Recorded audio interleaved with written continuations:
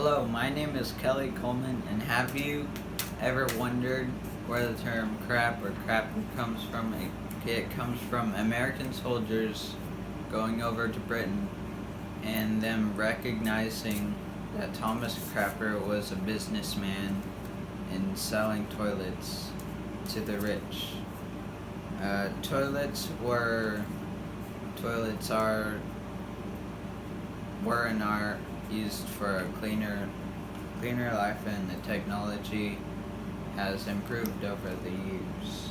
We use toilets every day, and it would be neat to tell you how they all started. I've been interested in the history of the toilet since I started the research and started reading books on toilets. I have two books. The previous information about Thomas Crapper was in Anna Claiborne and Adam Larkham's The Story of Inventions in 2007. The 2 points I want to get across to you is the idea of cleanliness and the development of the toilet. We have to understand cleanliness first to understand what the toilet's mechanics are. In the Bible, in Deuteronomy 23:12, it says, "Thou shalt have a place also without the camp, whither thou shalt go forth abroad. And thou shalt have a paddle among your weapon, and it shall be when thou wilt ease thyself abroad.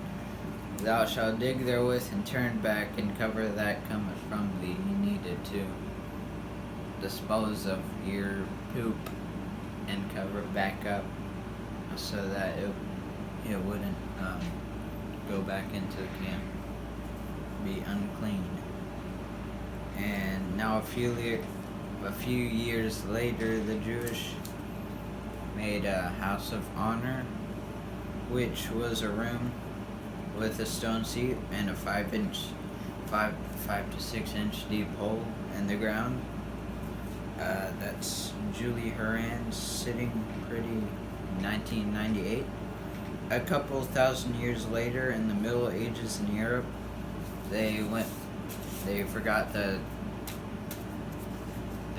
what they did, and they threw waste in the streets, eventually fueling the Black Plague in the mid-1300s. It's also from Sitting Pretty. In this time, John Harrington invented the first modern flushing toilet. He only made two, one for himself and one for the Queen. A